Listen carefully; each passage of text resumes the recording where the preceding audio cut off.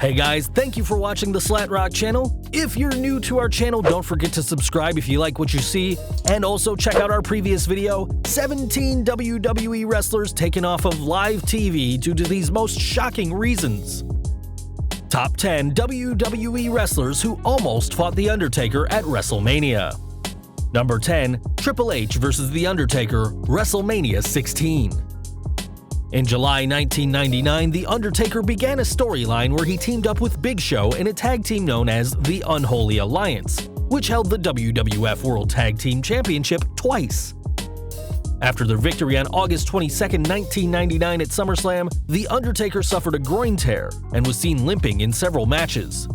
He avoided competing in wrestling matches in the following weeks, instead ordering Big Show to fight all his battles and oblige all his many wishes. To compensate for his lack of physical action, Undertaker became more vocal on the mic.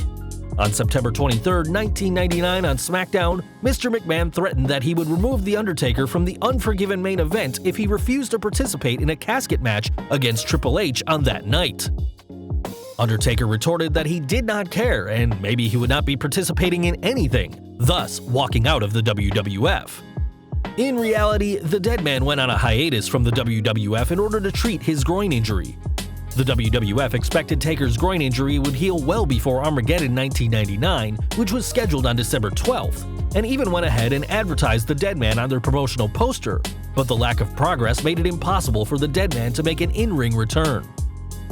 The dead man defied the odds and with his partial recovery, made an in-ring return on December 14, 1999, teaming with Viscera in a losing effort against Kane and The Godfather at a house show in Caomo, Puerto Rico, but his luck ran out as he tore his pectoral muscle during the match. Originally, The Undertaker was scheduled to make a comeback in February 2000, weeks before No Way Out 2000, and challenge Triple H and lose the bout, thus ending the dead man gimmick for good. He was later booked to change his gimmick, aka the American Badass, and make a comeback weeks before WrestleMania 16 and challenge Triple H for a rematch. But thanks to his additional pectoral tear injury he suffered at the house show on December 14, 1999, he missed not only competing at WrestleMania 2000, which took place on April 2, 2000, but was also absent from WWE TV for a solid 8 months. Number 9, The Rock vs. The Undertaker at WrestleMania 17. Guys, as we all know, Kane dominated the 2001 Royal Rumble, but it was the Texas Rattlesnake that won the match. 1 month later at 2001's No Way Out pay-per-view, Rock won back the WWE title from Kurt Angle, who he dropped it to in October of 2000. The stage was set for Rock vs. Austin at WrestleMania for the second time, and we've all witnessed how this match went. No DQ stipulation was added to the match, and Austin turned heel by shaking hands with the Devil.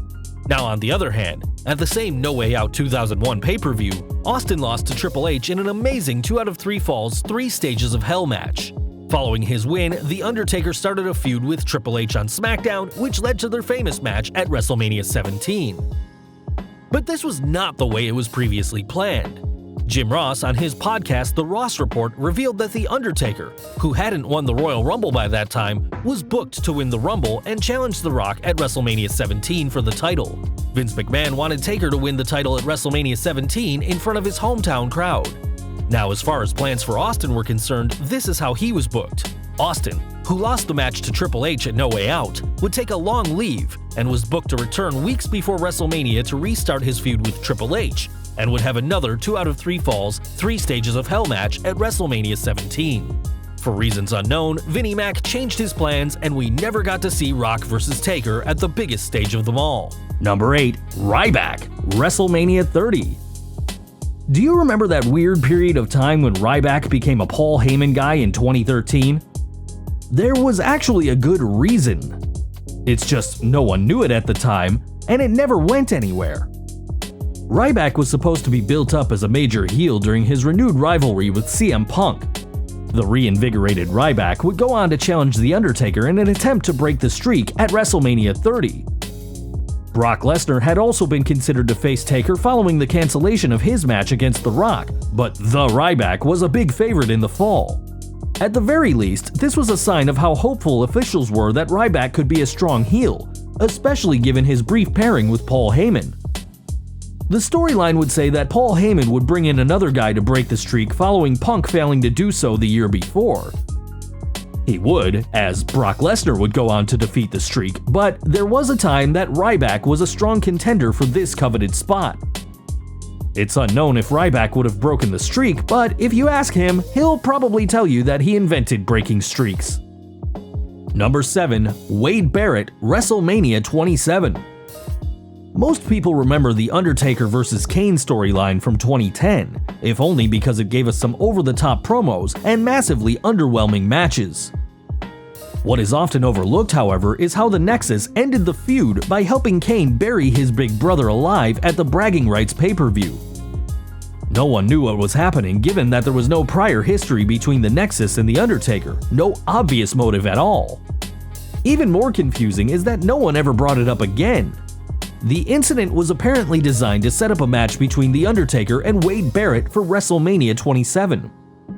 While the idea sounds laughable now, especially considering the wasteland Barrett's career became, there's no denying that he was a big star at the time. He was headlining pay-per-views in matches with John Cena and Randy Orton. He would have been pushed to even greater heights with a match against Undertaker, but the heat for Barrett died, and with it died the chances of the match happening. Number 6. Kurt Angle, WrestleMania 22. The plans for The Undertaker changed a fair bit for WrestleMania 21, but it looked like a face-off between himself and Kurt Angle was destined to happen, given that they had been kept separate on SmackDown following the return of the Dead Man. Angle would get into a feud with Shawn Michaels while Taker busied himself with the emerging Randy Orton, meaning that it wasn't such a bad thing that they didn't get it on that year. The following year brought renewed discussions about the two following the return and prompt World Heavyweight Championship victory of Kurt Angle.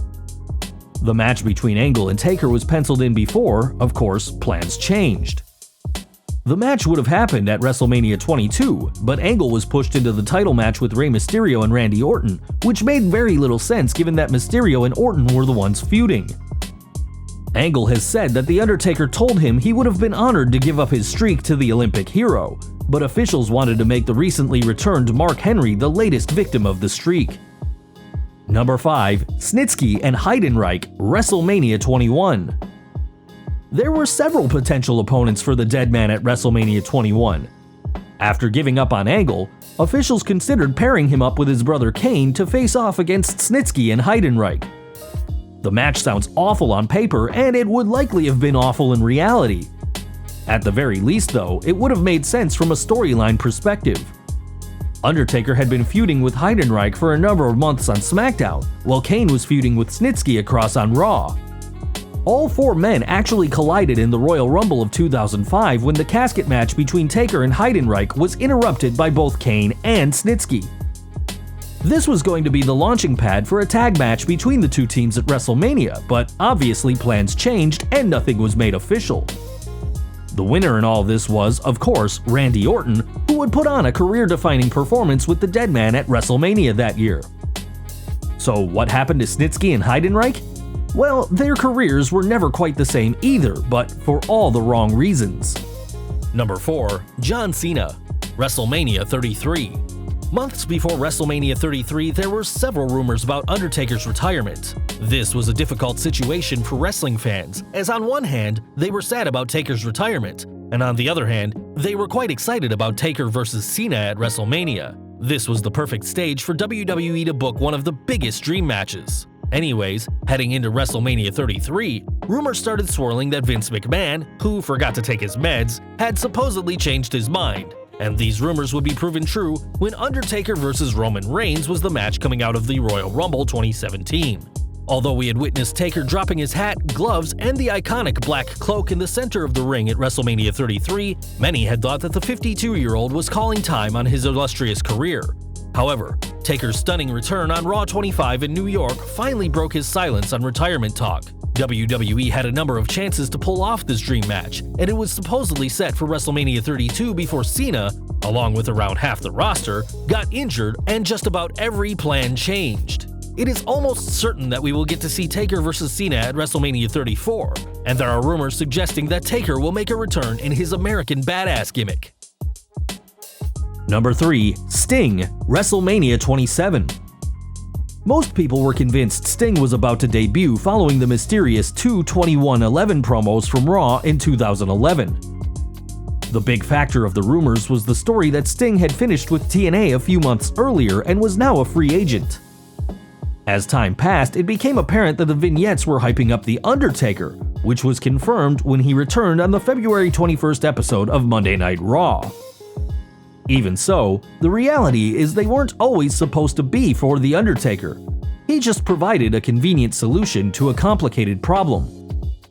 Sting has said in interviews how he was approached by WWE to come in for WrestleMania 27 to work a match against The Undertaker. There's a good reason the vignettes felt like they were for Sting. Sting said that he was heavily considering taking the deal, but would ultimately return to TNA. Fans had never been closer to witnessing the ultimate dream match they had been waiting years for. We shouldn't complain too much though, given the high quality of matches The Undertaker had against Triple H at WrestleMania. Number 2. Braun Strowman, WrestleMania 32. Given how Braun Strowman was pushed since his re-debut on Raw before WrestleMania, it looked like he was bound to face the dead man for the event. It's unknown whether or not the bout was really discussed. The timing would have been off given that Strowman was still a member of the Wyatt family at this point, but given the push he was getting, it wouldn't have been too out of the realm of possibility for Undertaker and Strowman to face off at the Showcase of the Immortals.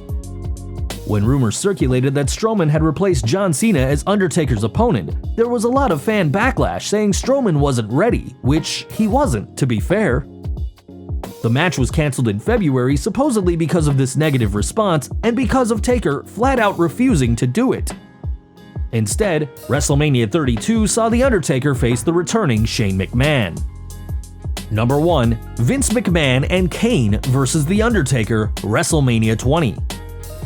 In 2003, Mr. McMahon wreaked havoc upon the entire SmackDown brand, targeting everyone from the legendary Hulk Hogan to one-legged competitor Zach Gowen and even his own daughter Stephanie. At the October No Mercy pay-per-view, he made the mistake of focusing his attention on The Undertaker and preventing him from becoming WWE Champion. He shoved the Phenom off the top rope and assisted Brock Lesnar in retaining the title. McMahon later stated that as long as he was breathing, the dead man would never be champion.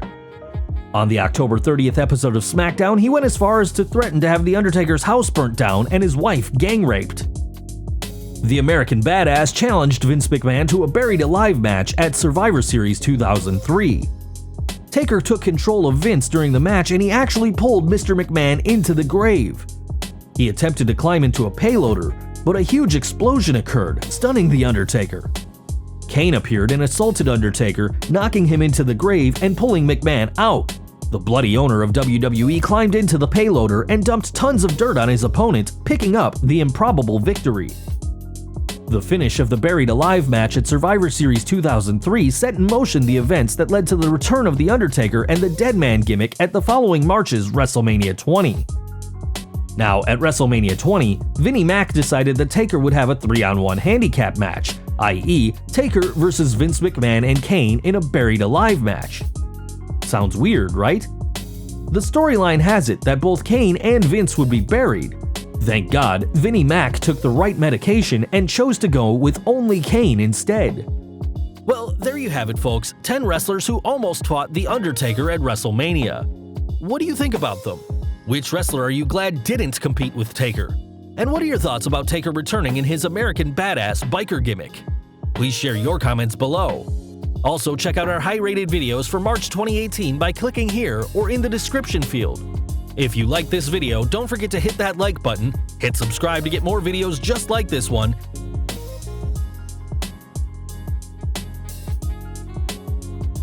hit the bell icon and get notified every time we post a new video. You can follow us on Facebook, Twitter, and Google+. And as always, thanks for watching.